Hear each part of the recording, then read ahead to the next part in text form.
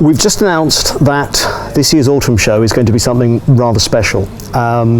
We've commissioned from the playwright Peter Arnott an entirely new adaptation of one of Compton Mackenzie's classic Highland novels, The Monarch of the Glen. Now, regular audiences at PFT will remember that way back in 2009 we produced the premiere of the musical version of Whiskey Galore, possibly Compton Mackenzie's most famous story. Monarch of the Glen was the very first of his Highland novels, written in the 1930s. And is only really familiar to most people, bizarrely, not through the original novel, but through the BBC television series in the early 2000s, which actually took some elements of the story, removed them from their original 1930s context, and plonked them down in the present day.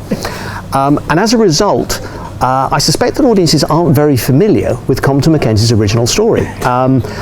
So what we're going to be doing in terms of how we approach this particular show is we're going to be absolutely true and faithful to Mackenzie's story, which is about this wonderful sort of three-way collision of cultures between one of the last of the Highland lairds who still clings on desperately to the old values of the clan system, the rise of the new nationalist movement in Scotland that ultimately will lead to the creation of the SNP, and also the continuing friction between Scotland and England in terms of a group of English hikers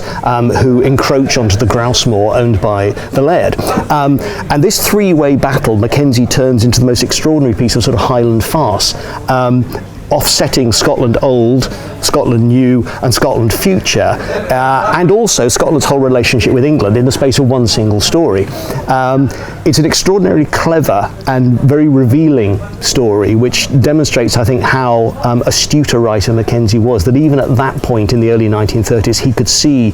certain tensions rising, certain frictions growing, and realising that the old Scotland was almost on the way out, and a new Scotland would have to be created to take its place. I think the particular challenge for us is going to be how we deal with a story that's set in that particular period, given that most audiences have going to have experienced it in a very different version on television set in the contemporary. So we may be putting the story in a particular framework just to ensure that we can tackle both that sense of audiences being familiar with it as a contemporary story, as well as the truth of this piece being largely historical. I think as a piece of new Scottish theatre, it will be hugely entertaining. I think it'll be very striking. Peter Arnott is a very gifted playwright in his own right, as well as having adapted a number of Scottish novels exceptionally well. He's done things like The Comb Gatherers, which was a really, really successful piece of work, and also The Silver Darlings as well, which he also adapted a few years ago. But he's also a very original playwright with a very mischievous sense of humour and a great ability to play with story. And so I think the fusion of, on the one hand, Compton Mackenzie, the old man of Scottish literature, with a wonderfully